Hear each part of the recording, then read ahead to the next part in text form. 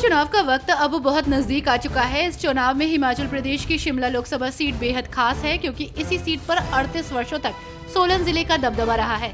30 वर्षों तक सिरमौर ने इस सीट का प्रतिनिधित्व किया है। सिरमौर जिले के 5, सोलन के 4 और शिमला जिले का 1 नेता अब तक सांसद बन चुका है। मैनपुरी लोकसभा सीट पर भाजपा प्रत्याशी जयवीर सिंह के नामांकन के बाद कृष्ण मैदान में आयोजित जनसभा में डिप्टी सीएम केशव प्रसाद मौर्य जा पहुंचे। इस दौरान केशव प्रसाद मौर्य ने समाजवादी पार्टी पर जमकर निशाना साधा। उन्होंने कहा कि मैनपुरी साइकिल की आखिरी कील है, इसे उखाड़ फेंको। फिलहाल मध्य प्रदेश से मोहन यादव आ रहे हैं, जिसके चलते अखिलेश यादव की नींद उड़ी हुई है। लोकसभा चुनाव की तैयारियों को लेकर सभी पार्टियां तेजी से जुटी हुई हैं। ऐसे में बसपा ने भी वाराणसी और गाजीपुर लोकसभा सीट पर अपने प्रत्याशियों के नाम की घोषणा कर दी है। आपको बता दें कि वाराणसी से मायावती ने अतहर जमाल लारी पर दाव लगाया है, जबकि गाजीपुर से डॉक्टर रमेश सिंह को हाथी के चुनाव चिन्ह पर मैदान में उतारा गया है। फिलहाल अतहर जमाल ने सपा छोड़कर बसपा का दामन थाम लिया है। लोकसभा चुनाव की तैयारियों में जुटे प्रधानमंत्री नरेंद्र मोदी ने विपक्षी नेताओं पर जमकर निशाना साधा। जहां पीएम मोदी ने देशवासियों से कहा कि मेरे फैसले किसी को डराने या किसी को कमतर करने के लिए नहीं होते हैं, बल्कि वे देश के समग्र विकास के लिए बनाए जाते हैं। श्री रामलला मंदिर में दर्शन करने आने वाले सभी श्रद्धालु रामनवमी पर रात्रि 11 बजे तक दर्शन कर सकेंगे, जिसकी जानकारी श्री राम जन्मभूमि तीर्थ क्षेत्र के महासचिव चंपत राय ने दी।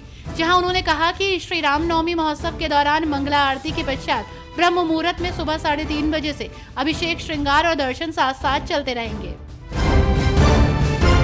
मुख्यमंत्री नीतीश कुमार ने आज सोमवार को शेखपुरा के घाट को सुंभार टाल में एनडीए की चुनावी जनसभा को संबोधित किया।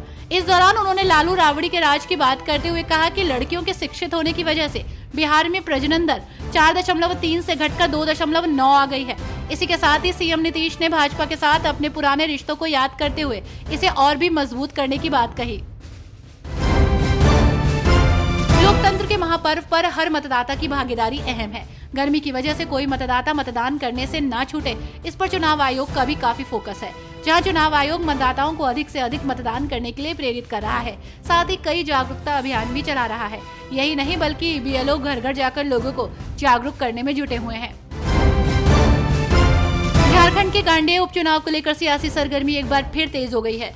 आजसू की ओर से यहां आयोजित चूल्हा प्रमुखों के सम्मेलन में भाजपा प्रत्याशी को लेकर तल्खी सतह पर आ गई है।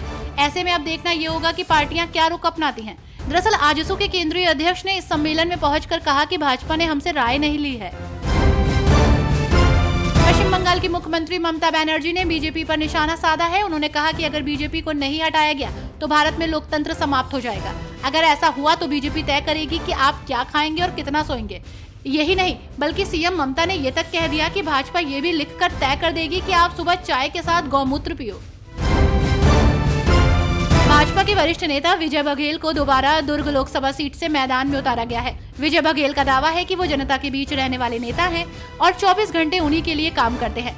बातचीत के दौरान उन्होंने कांग्रेस पर कड़ा प्रहार किया और साथ ही भाजपा की जीत को लेकर भी बड़ा दावा किया है।